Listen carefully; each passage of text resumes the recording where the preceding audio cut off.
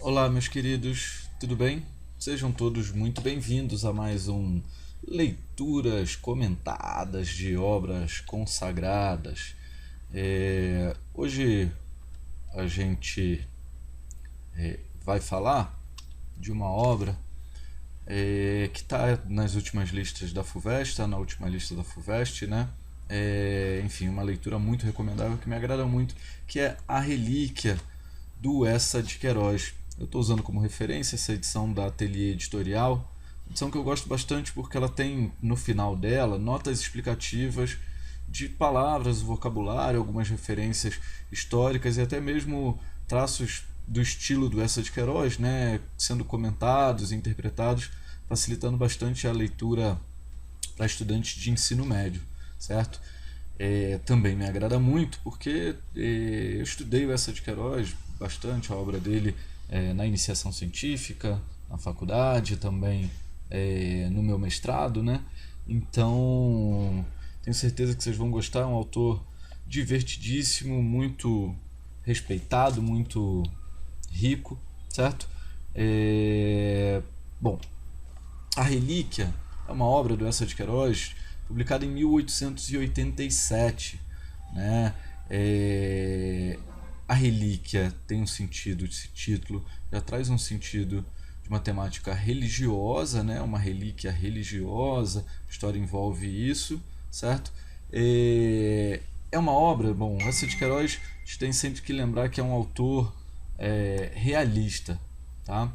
E como autor realista, o seu estilo tinha como um dos propósitos romper com o romantismo. Essa de Queiroz tinha tido uma fase pré-realista com influências do romantismo, né? E depois ele vai se enveredar pelo realismo, vai estudar esse estilo, vai começar a defendê-lo e vai ter toda uma década, pelo menos uma década e meia, bastante ligado aos valores do realismo, certo?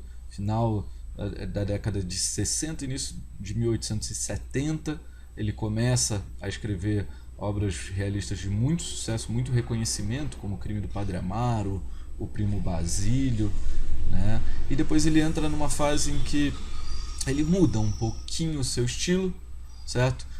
O narrador tradicional nos romances realistas é um narrador em terceira pessoa, que faz um relato muitas vezes de observação e análise social, né? Quase como se fosse uma espécie de estudo científico. E, e aí, numa fase da vida já depois da metade da década de 1880, essa de Queiroz começa a usar o narrador em primeira pessoa, né, rompendo com uma das bases do estilo realista, certo? Não que a obra rompa completamente, tem muita coisa do estilo dele realista, as ironias, é uma obra muito, muito divertida, acho que vocês vão gostar, tá?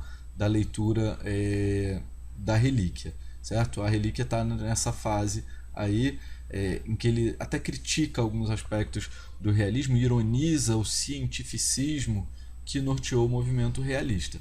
Tá? Então, se o romantismo era um movimento muito ligado, muito dionisíaco, muito ligado ao devaneio, né, ao sonho, à fantasia, o realismo era um movimento muito norteado por valores ligados à ciência, né? Mas esse cientificismo também, enfim, acaba tendo suas fragilidades, e o Essa de Queiroz vai nessa obra também aproveitar e criticar um pouquinho isso. Ironiza o misticismo e a religiosidade romântica, mas também ironiza o cientificismo realista, tá bom?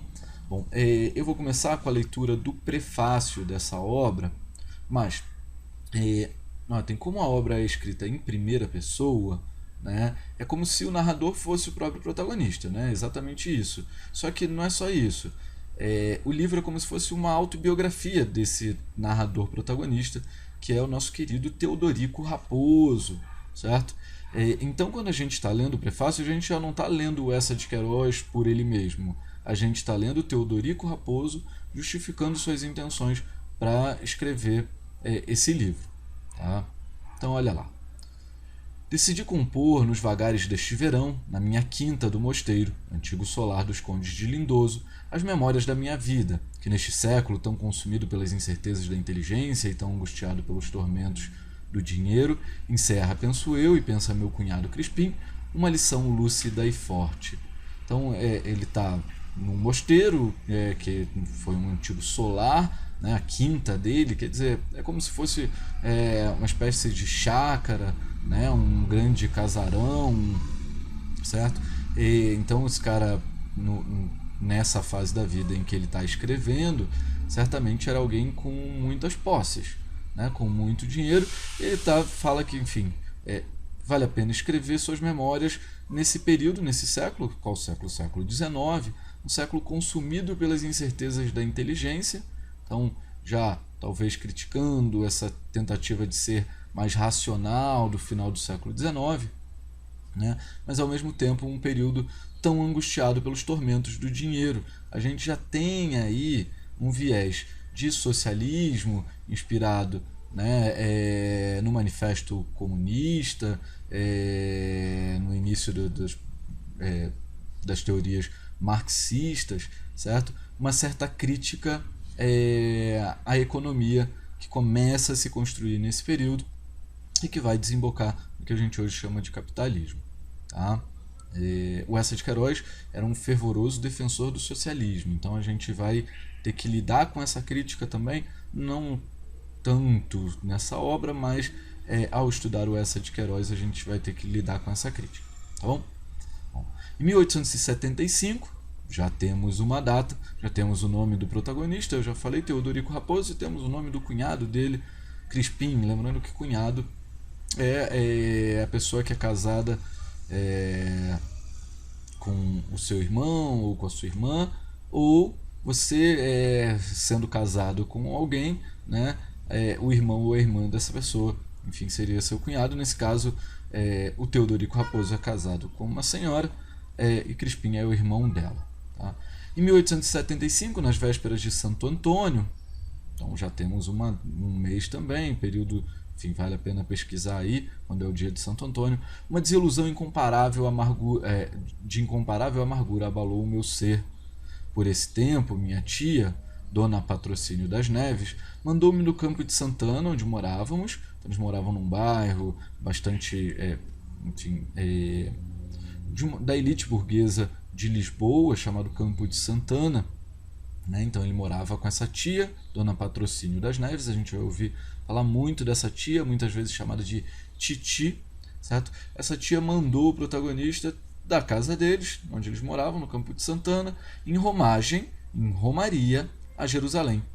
Então ele vai contar de algo que aconteceu no passado dele, em 1875, quando ele viajou para uma viagem, né, religiosa a Jerusalém, uma romaria a Jerusalém. Dentro dessas santas muralhas, num dia abrasado do mês de Nisan, mês de março no calendário judaico, então a gente já tem aí elementos de que ele vai usar como referência uma linguagem bem religiosa, tá? Muito ligada, enfim, a aspectos do Antigo Testamento, alguns bastante do Novo Testamento.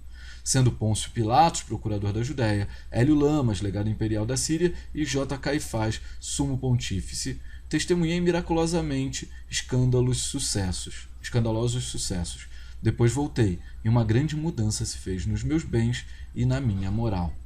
Notem, então ele menciona Pôncio Pilatos, que era procurador da Judéia, né, o responsável político pela Judéia, região dominada aí no período de Cristo pelo Império Romano, certo? Ele foi procurador da Judéia entre os anos de 26 e 37 da era cristã.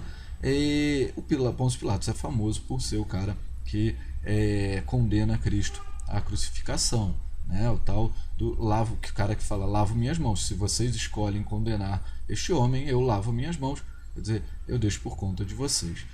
E também é mencionado aí, entre outras pessoas desse tempo, ele vai falar que vai testemunhar alguma coisa desse tempo. Também é mencionado José Caifás, que era o Papa, o sumo pontífice, nesse período em que Cristo viveu, certo? Então ele, enfim, vai dizer que vai testemunhar algo no tempo de Cristo, Tá? Vamos depois entender como isso vai acontecer, mas eu já adianto, tem a ver com o capítulo 3. É um capítulo bem difícil de ser entendido, e lembrem disso quando estiverem lendo, que é um grande sonho, um grande delírio. Tá? Depois voltei, quer dizer, ele vai a Jerusalém, depois volta a Portugal, e uma grande mudança se fez nos meus bens e na minha moral. As propriedades dele, os bens, o que ele tinha, a economia dele vai mudar, e a moral dele também vai ser alterada. São estes casos espaçados e altos numa existência de bacharel, como em campo de erva ceifada, fortes e ramalhosos sobreiros, cheios de sol e murmúrio, que quero traçar com sobriedade, com sinceridade, enquanto no meu telhado vão as andorinhas e as moitas de cravos vermelhos perfumam o meu pomar. Notem, ele fala que ele tinha uma existência de bacharel, né? Ele era então diplomado, certamente em direito, né? Assim eram chamados os formados em direito, eles eram chamados de bacharéis. Ele tinha provavelmente estudado então em Coimbra, que era a faculdade de direito da época, e fala que vai, enfim, narrar essa vida, alguns casos passados da trajetória dele, né, que ele pretende contar com sinceridade. Vamos desconfiar um pouquinho dessa sinceridade, mas, enfim, e com sobriedade, principalmente, certo? E aí ele ressalta novamente o estado econômico privilegiado em que ele se encontrava, né? Nesse telhado, num cenário bastante bucólico, né? Andorinhas voando, moitas de cravos vermelhos perfumando o seu próprio pomar, certo? Esta jornada à terra do Egito e à Palestina permanecerá sempre como a glória superior de minha carreira, e bem desejaria que dela ficasse nas letras para a posteridade um monumento airoso e macio. Então essa viagem às terras do Egito, à Palestina, a Jerusalém, né, são um grande orgulho da vida dele, e ele quer registrar isso como um grande monumento, um monumento glorioso e sólido. Mas hoje, escrevendo por motivos particularmente espirituais, não, peculiarmente espirituais, pretendi que as páginas íntimas em que relembro se não assemelhassem a um guia pitoresco do Oriente. Por isso, apesar das solicitações da vaidade, suprimi neste manuscrito suculentas, resplandecentes narrativas de ruínas e de costumes. Ele diz, motivado por questões peculiarmente espirituais. Vamos ver se ele está sendo tão espiritualizado assim nessa sua narrativa e nas suas intenções. Ele queria que essas páginas não se assemelhassem a uma espécie de guia de viagem, né? O guia pitoresco do Oriente, algo que se fazia muito na segunda metade do século XIX, né? Com a valorização do Oriente, do exotismo do Oriente pelos românticos, né? E todo um processo de exploração da África pelas nações europeias, certo? Da África e do Oriente Médio e tudo mais, pelas nações, enfim, inclusive da Índia, né? Um novo processo de colonização dessas regiões. Muitos autores vão pesquisar sobre esses locais, vão escrever guias pitorescos do Oriente. Ele fala, apesar da minha vaidade me dizer que eu tinha muitas histórias legais para contar, do que eu visitei, das ruínas, que eu conheci, dos costumes com os quais eu entrei em contato, eu não vou contar disso não, vou falar de outra coisa. De resto, esse país do Evangelho, que tanto fascina a humanidade sensível e bem menos interessante que o meu seco e paterno Alentejo. Nem me parece que as terras favorecidas por uma presença messiânica ganhem jamais em graça ou esplendor. Então ele vai falar, que vai narrar histórias sobre o país do Evangelho, estamos falando ali, né, da região de Jerusalém, que tanto fascina a humanidade, mas que ele acha muito menos interessante do que a região seca e acolhedora de onde ele vem, que é o Alentejo, né, uma região central ali em Portugal, onde se encontra Lisboa. Tá? Então ele fala, mesmo favorecido por uma presença messiânica, pelo Messias, por Jesus, aquilo não se torna, aquela região, enfim, o Jerusalém não se torna mais gracioso ou esplendoroso que o Alentejo. Tá? Nunca me foi dado percorrer os lugares santos da Índia em que Buda viveu, arvoredos de Migadaya, outeiros de Veluvana, ou esse doce vale de Rajagria, por onde se alongavam os olhos adoráveis do Mestre Perfeito, quando um fogo rebentou nos juncais, e ele ensinou em sigela parábola como a ignorância é uma fogueira que devora o homem, alimentada pelas enganosas sensações de vida que os sentidos recebem das enganosas aparências do mundo. Também não visitei a caverna de Hira, nem os devotos arcais entre Meca e Medina, que tantas vezes trilhou Maomé, o profeta excelente, lento e pensativo sobre seu dromedário. Mas, desde as figueiras da Betânia até as águas coladas de Galiléia, conheço bem os sítios onde habitou esse outro intermediário divino, cheio de enternecimento e de sonhos, a quem chamamos Jesus Nosso Senhor. E só neles achei bruteza, secura, sordidez, soledade e entulho.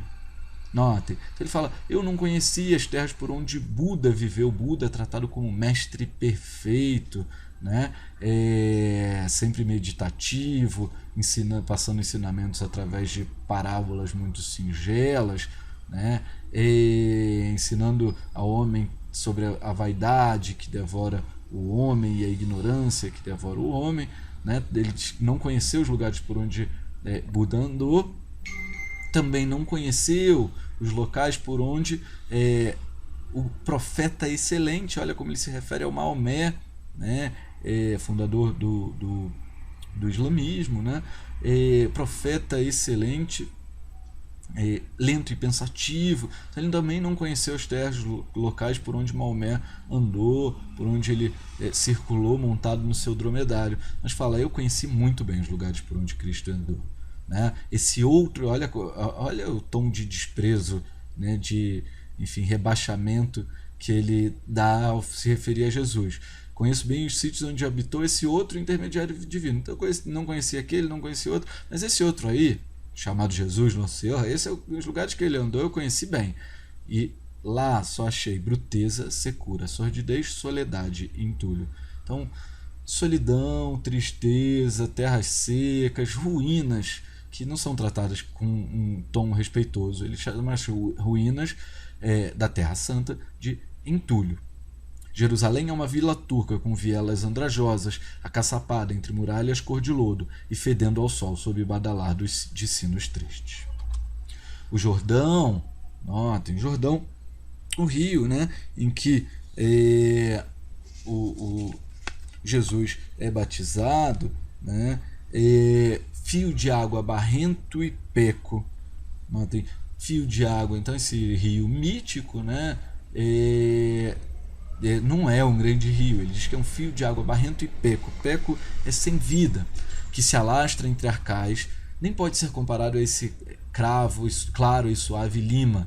Lima é um rio que corta a região do norte de Portugal, certo? Então ele já está dizendo que, dando a entender que esse mosteiro antigo solar dos Condes de Lindoso, onde ele vive, está escrevendo suas memórias, né, fica nessa região do norte de Portugal, que lá baixo, ao fundo do mosteiro, banha as raízes dos meus amieiros, e todavia vede, estas meigas águas portuguesas não correram jamais entre os joelhos de um Messias, nem jamais as roçaram as asas dos anjos, armados e rutilantes, trazendo do céu à terra as ameaças do Altíssimo. Então, embora nunca tenha recebido a visita de um Messias, o Lima é um rio muito mais bonito do que o Jordão, que não passa de um fio de água barrento e sem vida.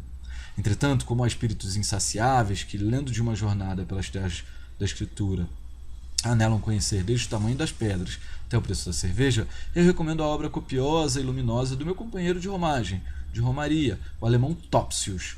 Atenção a esse homem, o doutor Topsius, figura muito significativa nessa história. Doutor pela Universidade de Bonn e membro do Instituto Imperial de Escavações Históricas, né? Como se fosse uma espécie de arqueólogo. São 7 volumes em quarto, atochados, impressos em Leipzig, com este título fino e perturbador: Jerusalém passeada e comentada.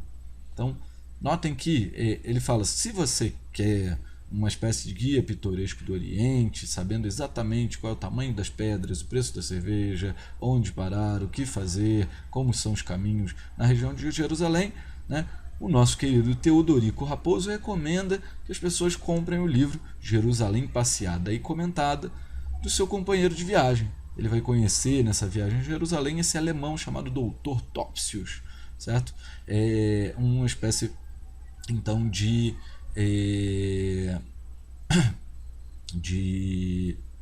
estudioso né, da história de Cristo, da história da antiguidade, né, enfim, com essa formação na Universidade de Bonn, tá? Notem, um cientista. Estamos falando de um cientista. E talvez essa ironia da ciência tenha alguma coisa a ver com isso. Vamos prestar atenção.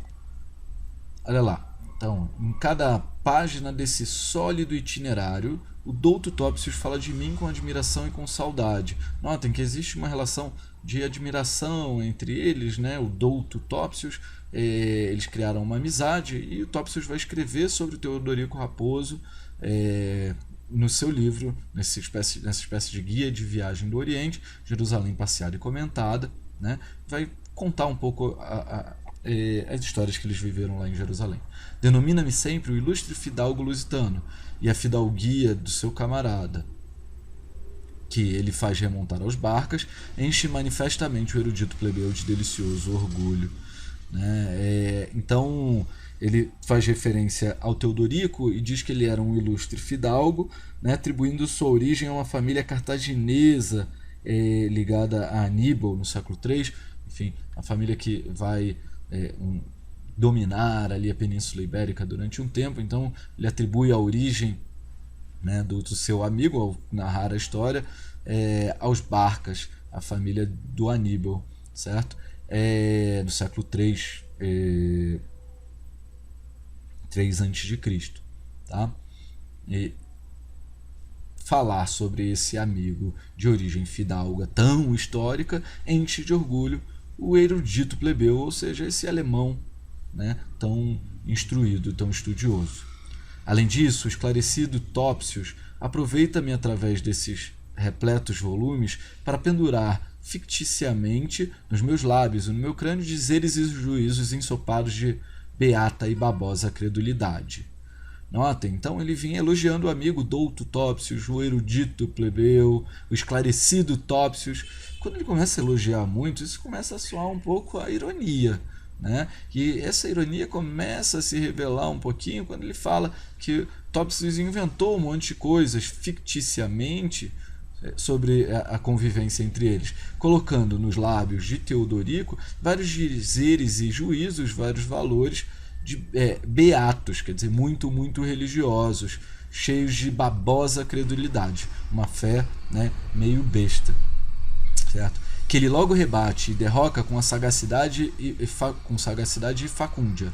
Diz, por exemplo, diante da ruína no templo da cruzada de Godofredo, o ilustre fidalgo lusitano pretendia que Nosso Senhor, indo um dia com a Santa Verônica, e logo alastra a tremenda túrgida argumentação com que me delio, como, porém, as arengas que me atribui não são inferiores em sábio churume e arrogância teológica às de Busset, eu também não denunciei uma nota à Gazeta de Colônia, porque tortuoso artifício e afiada razão da Germânia se enfeita assim de triunfos sobre a romba fé do meio-dia.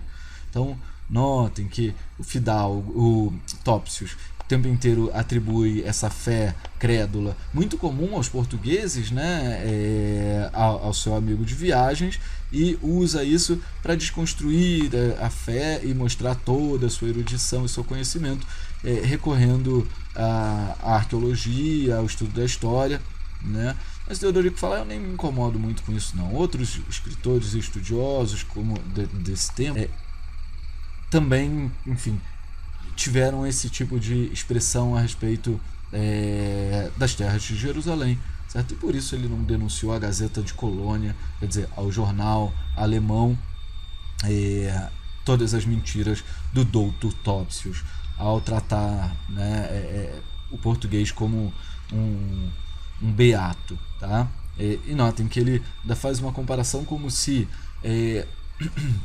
esse destaque do Topsius tivesse como propósito engrandecer o racionalismo alemão, a ciência alemã, ante a fé tipicamente portuguesa, tá? Há, porém, um ponto de Jerusalém passeada que não posso deixar sem enérgica contestação. Então, eu não importa que ele fale que eu disse isso, que eu disse aquilo, mas tem uma coisa que ele fala que realmente me incomoda, e por isso eu vou me posicionar aqui. né, expressar minha enérgica contestação. É quando o doutíssimo Topsius alude a 2 embrulhos de papel que me acompanharam e me ocuparam na minha peregrinação, desde as vielas de Alexandria até as quebradas do Carmelo. Naquela forma rotunda que caracteriza sua eloquência universitária, o douto Topsius diz: o ilustre fidalgo lusitano transportava ali restos dos seus antepassados, recolhidos por ele antes de deixar o solo sacro da pátria no seu velho solar torreado. Maneira de dizer singularmente falaz e censurável, porque faz supor a Alemanha erudita que eu viajava pelas terras do Evangelho trazendo embrulhados num papel pardo os ossos dos meus avós. Então notem, o que incomoda ele é que ele carregava durante a viagem 2 embrulhos de papel, vamos ficar atentos a esses embrulhos de papel, eles são significativos, e que o douto Topsius diz, né, que eram os restos mortais dos antepassados que ele tinha levado para Jerusalém, né, para serem benzidos lá, enfim, certo? Nenhuma outra imputação me poderia tanto desaprazer e desconvir. Então nada do que ele dissesse podia me incomodar mais do que dizer isso, que eu estava carregando os ossos dos meus antepassados até Jerusalém. Não por me denunciar à igreja como profanador leviano de sepulturas domésticas. Menos me pesam a mim, o comendador e proprietário, as fulminações da igreja, que as folhas secas que às vezes caem sobre o meu guarda-sol de cima de um ramo morto. Nem realmente a igreja, depois de ter embolsado os seus emolumentos por enterrar um molho de ossos, se importa que eles para sempre jazam resguardados sob a rígida paz de um mármore eterno, ou que andem chocalhados nas dobras moles de um papel pardo. Mas a afirmação de Topsius desacredita-me perante a burguesia liberal. Então notem, fala, isso me incomoda muito, mas não me incomoda pela denúncia da igreja, porque, sinceramente, né, eu agora que me tornei comendador, então ele ganhou um título, uma comenda, né, é uma espécie de honraria bastante relevante, então se coloca ele numa posição de prestígio muito grande em Portugal, e rico proprietário, né, a igreja não vai implicar com um rico proprietário e um comendador, certo? Não vai incomodar mais do que incomodam as folhas secas que caem no telhado dele, no guarda-sol dele, enfim, na sua propriedade. A igreja também não se importaria de qualquer forma desde que você tire os ossos dos seus antepassados da sepultura, desde que você tenha pago o enterro. Se você pagou bem o enterro, para ele está tudo certo, não faz diferença, é importante. Então olha a crítica aí à igreja também, uma das marcas do realismo do Eça de Queiroz, uma crítica bastante forte à igreja católica apostólica romana, uma instituição absolutamente influente em Portugal até os dias de hoje, mas no século XIX principalmente, era muito influente, tá? Mas o grande problema é que a afirmação de Topsius desacredita o Teodorico perante a burguesia liberal. Isso é que incomoda. Dizer que ele carrega ossos dos antepassados até lá na região de Alexandria, enfim, até Jerusalém e tudo mais, isso deixa ele mal perante a burguesia liberal. E só da burguesia liberal, onipresente e onipotente, se alcançam nestes tempos de semitismo e de capitalismo as coisas boas da vida, desde os empregos nos bancos até as comendas da Conceição. Eu tenho filhos, tenho ambições. Notem, então ele não quer ofender nem se desgastar com a burguesia liberal, porque no tempo em que ele vive, a burguesia liberal é onipotente, onipresente e onipotente. Notem que são características, atributos normalmente ligados a Deus, né? Deus é onipresente, onipotente, onisciente, certo? De tudo sabe, tem todos os poderes, está em todos os lugares, né? Mas no tempo em que ele vive, tempos de semitismo e de capitalismo, notem, o mais importante é agradar à burguesia, porque ela é que é onipresente e onipotente. Ele excluiu o onisciente. Então, talvez a burguesia não saiba de tudo. Tá? Mas ele fala que ofender a burguesia seria ruim para ele, porque ele tem filhos e tem ambições. Ora, a burguesia liberal aprecia, recolhe, assimila com alacridade um cavaleiro ornado de avoegos e solares. É o vinho precioso e velho que vai apurar o vinho novo e cru. Mas com razão detesto o bacharel, filho de algo, que passei por diante dela enfunado e teso, com as mãos carregadas de ossos de antepassados, com um sarcasmo mudo aos antepassados e aos ossos que a ela lhe faltam. Olha a ironia dele, né? Então a burguesia liberal não se incomoda que ele seja um fidalgo rico proprietário, o que deveria incomodar, né?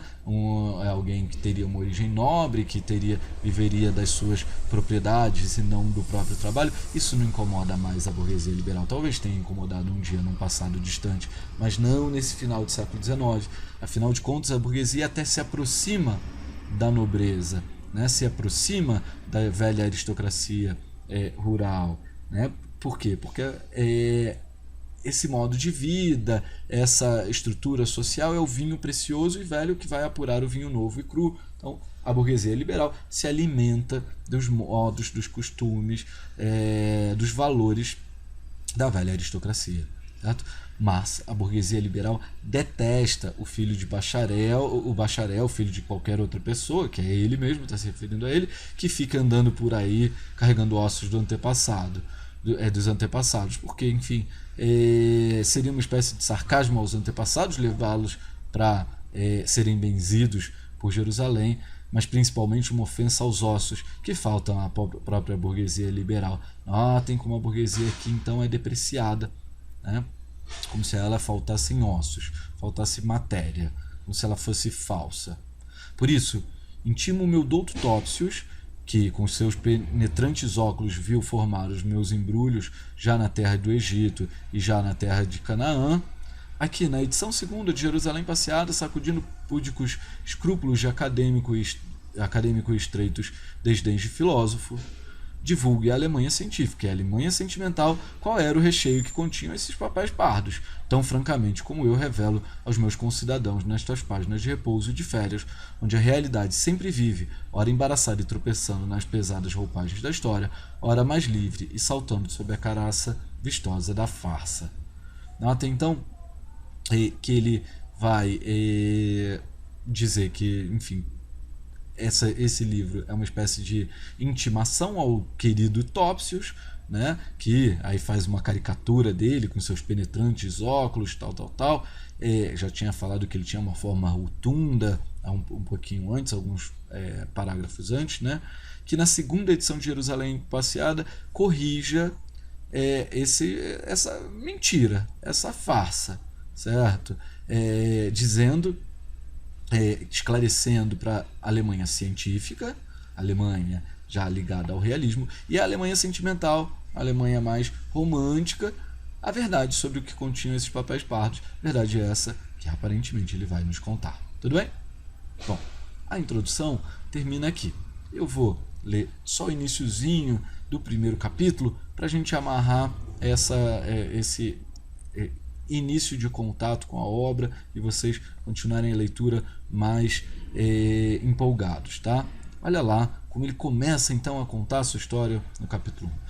Meu avô foi o padre Rufino da Conceição, licenciado em teologia, autor de uma devota Vida de Santa Filomena e prior de Amendoeirinha. Meu pai, afilhado de Nossa Senhora da Assunção, chamava-se Rufino da Assunção Raposo e vivia em Évora com minha avó, Filomena Raposo, por alcunha a Repolhuda, doceira na Rua do Lagar, dos dízimos. O papá tinha um emprego no correio, escrevia por gosto no Farol do Alentejo.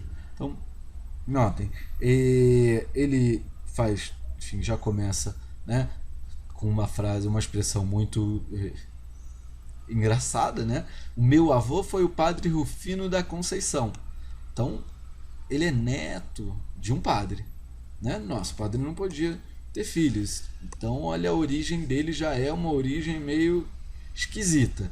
Licenciado em teologia, autor de uma devota Vida de Santa Filomena. O avô dele, além de padre, escreveu livros de devoção, especialmente a essa santa, né, contando a vida de Santa Filomena. Ele teve um papel de destaque, foi o padre principal dessa região mais rural de Portugal, chamada Amendoeirinha, essa vila de Amendoeirinha.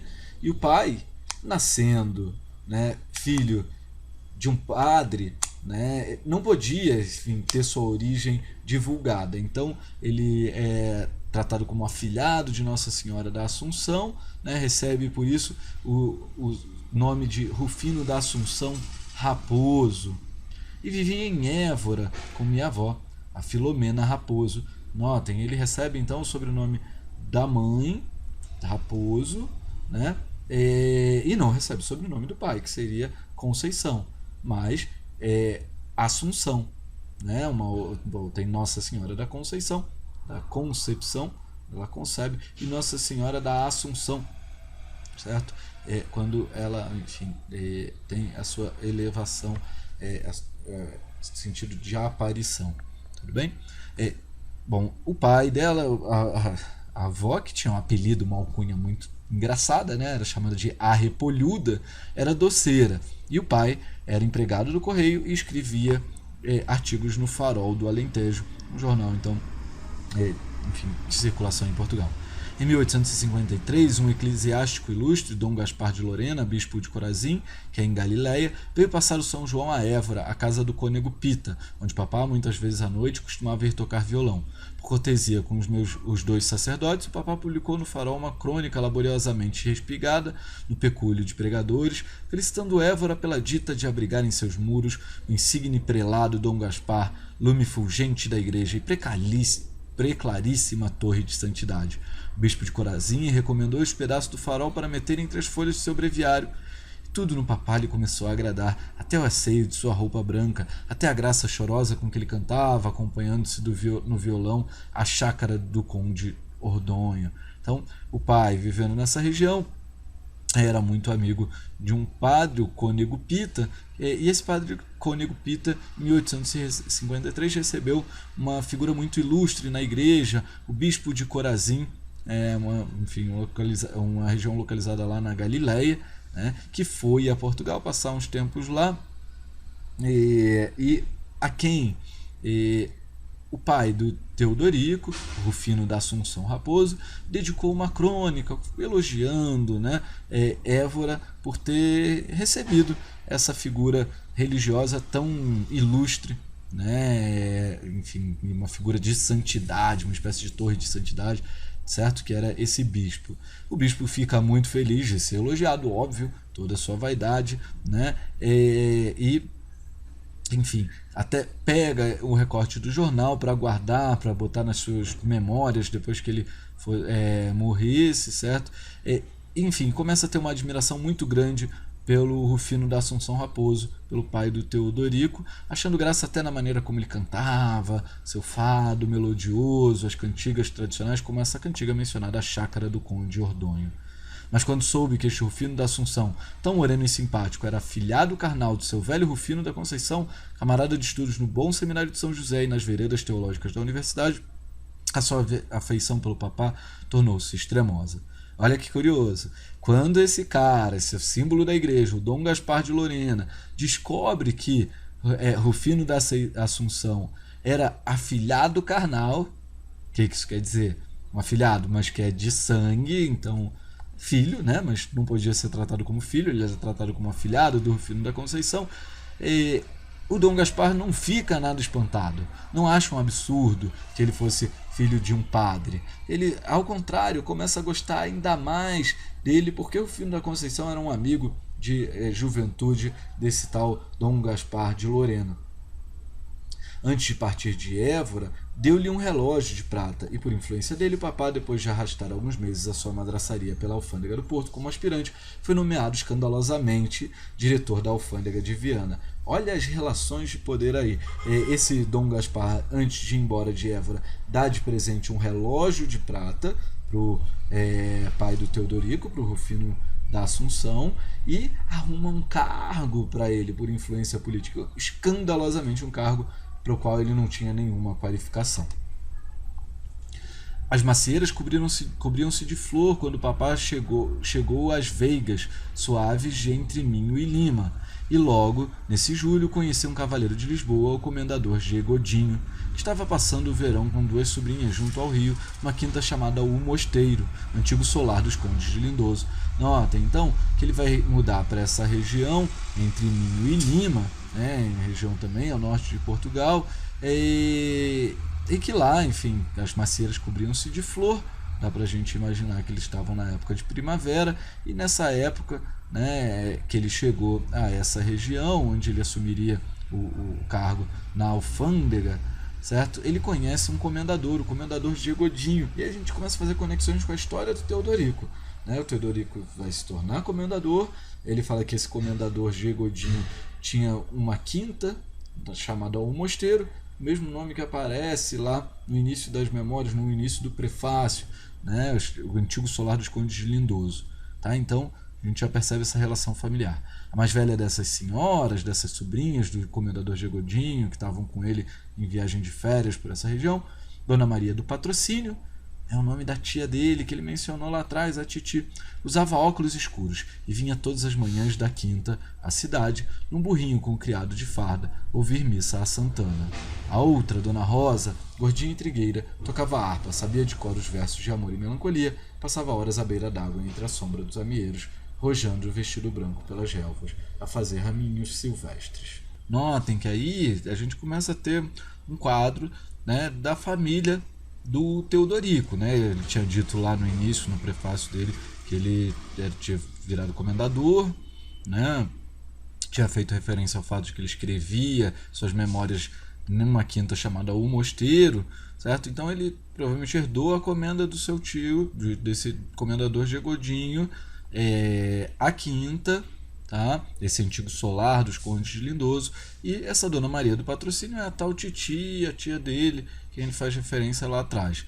Ele começa a caracterizá-la, essa figura que anda sempre de óculos escuros, um jeito meio sombrio, e alguém muito religioso, uma pessoa muito religiosa, já que todas as manhãs ela ia num burrinho, né, até a igreja, lá até Santana, para ouvir a missa. A mãe dele, né, a outra gordinha, Dona Rosa, que a gente vai descobrir que é a mãe dele, era gordinha e trigueira, toda alegre, serelepe, tocava harpa, né? Então se uma era muito religiosa, a outra era mais animadinha, tocava harpa, cantava cantigas melodiosas e melancólicas, né? Como versos desse amor e melancolia, então talvez um espírito romântico, certo? E vivia andando pela sombra das árvores com seu vestido branco pelas relvas. O papá começou a frequentar o mosteiro. Um guarda da alfândega levava-lhe o violão, enquanto o comendador e outro amigo da casa, o Margaride, doutor delegado, se embebiam numa partida de gamão, e Dona Maria do Patrocínio rezava em cima o terço, papá na varanda ao lado de Dona Rosa, de frente da lua redonda e branca sobre o rio, fazia gemer no silêncio os bordões, e dizia as tristezas do conde de Ordonho.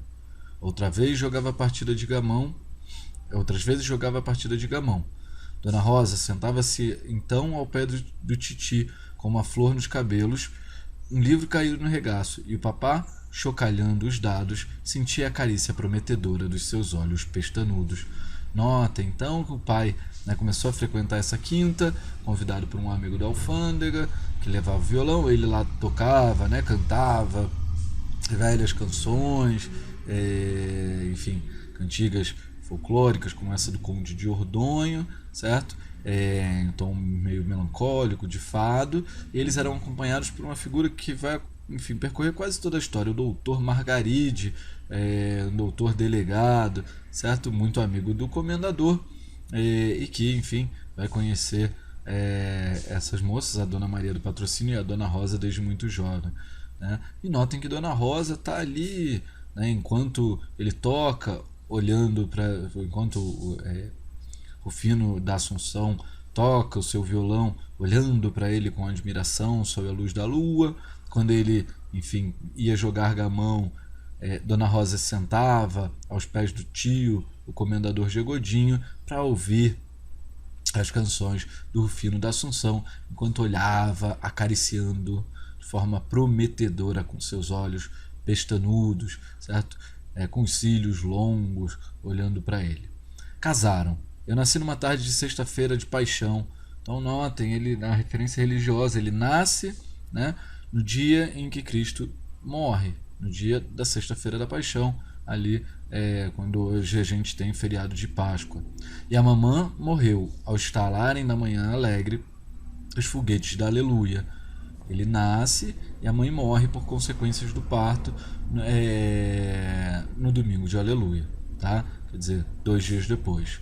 Jaz, coberta de goivos, no cemitério de Viana, uma rua junto ao muro, úmida da sombra dos chorões, onde ela gostava de ir passear nas tardes de verão, vestida de branco, com a sua cadelinha felpuda que se chamava Traviata.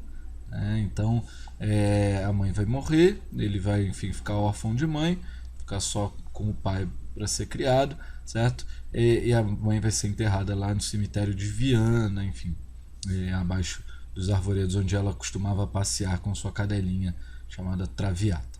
Tudo bem? Bom, galera, já me estendi demais, né? Eu espero que vocês tenham gostado desse início da leitura. Tem algumas referências históricas, um certo vocabulário que é difícil da gente entender, mas prestem atenção nas ironias, como ele fala coisas muito absurdas de maneira formal, né? Essa é a ironia elegante do Essa de Queiroz. Tá bom? Espero ter ajudado aí nessa introduçãozinha. Força na leitura. Muito obrigado. E até a próxima.